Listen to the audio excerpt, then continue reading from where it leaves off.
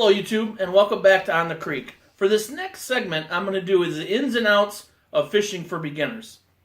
So we're going to take and give you the knowledge up here and the knowledge in the gear to get you out on the water and catching fish tomorrow. Stay tuned and enjoy the video. So you want to be a new fisherman, but you're not really sure where to start. Well, relax, because you're in the right place. Becoming a new fisherman can be really challenging because there's so much information out there and there's so much gear out there. And you may not know exactly what you need, where you need to go to find what you need, and just overall have any basic knowledge to where you need to find what you're looking for. So the first place you should start is to learn the rules and regulations of the area, state, and the body of water that you're going to be fishing. So this is a very important step.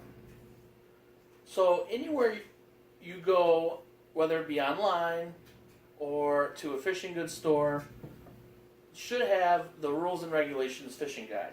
In Michigan, you can pick it up pretty much anywhere that sells fishing goods. The next thing you need to do is you need to get a fishing license. Most states, if not all states, require you have one for recreational fishing. The next thing you need to do is figure out where you're going to fish. So this can be done online by using your state's website to find information on public access spots and local fishing. You can also buy an All Outdoors Atlas. In Michigan, we have the Michigan All Outdoors Atlas, and this gives us all the information we need.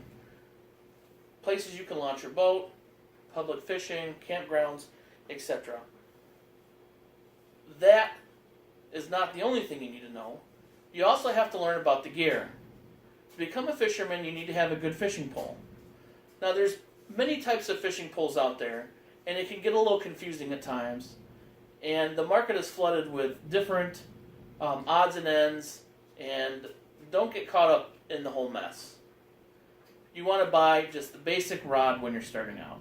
You don't have to spend big money on expensive equipment to get into fishing, because the $20 rod and reel combo will generally do the same thing that the $100 rod and then a $50 reel will do, just maybe not as well.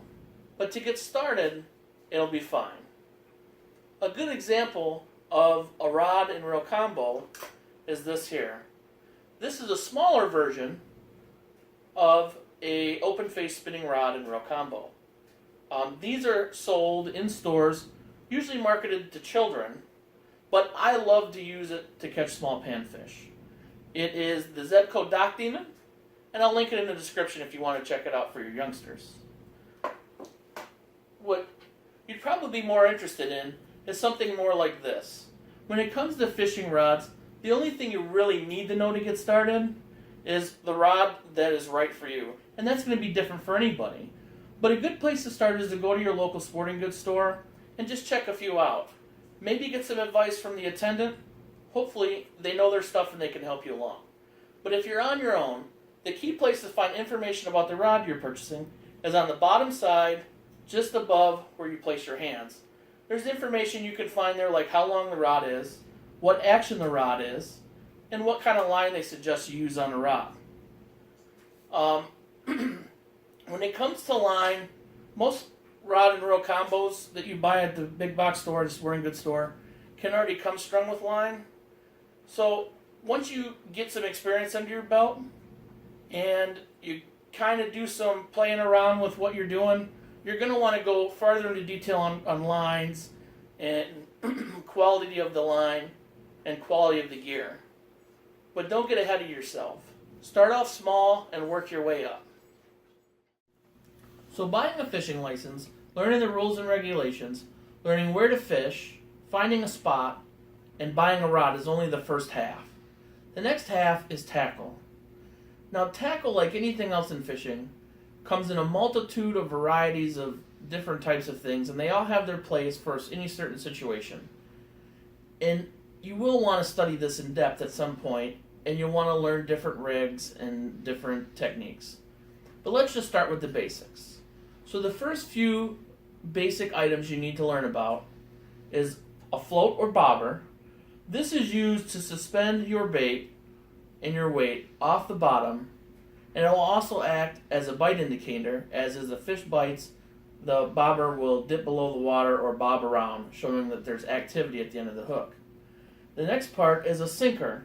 Sinkers come in many different weights, shapes, and sizes, and they all have a particular use. But generally, I suggest you start off with a bell weight somewhere between 3/4 or 1/2 ounce. That will be a good starting place.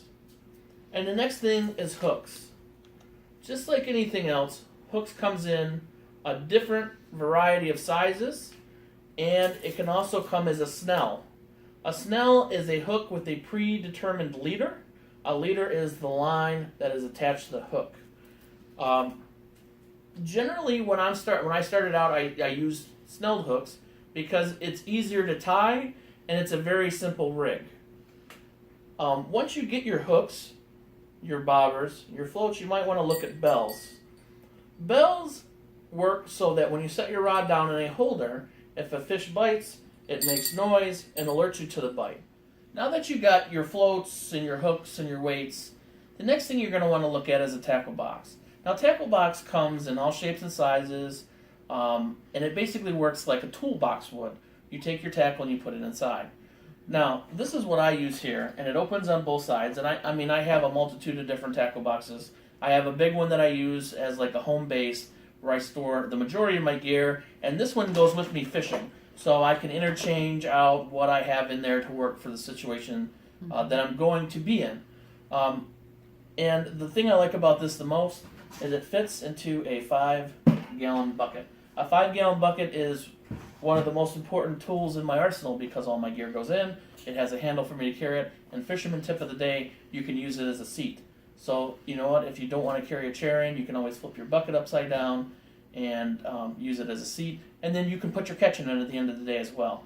The next two pieces of equipment that I think are key is a tape measure, because as far as I know, all states require fish of a certain species to be of a certain size, and you have to measure that fish.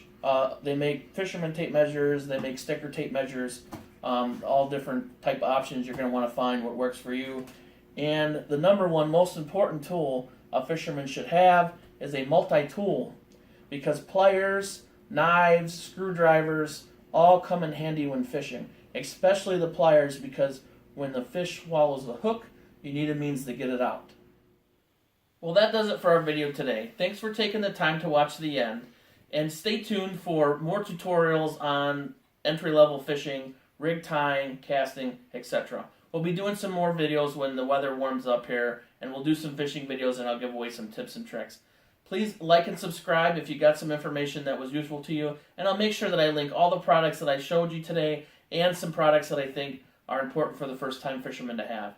Thanks again. Like and subscribe, and come back next time on the creek.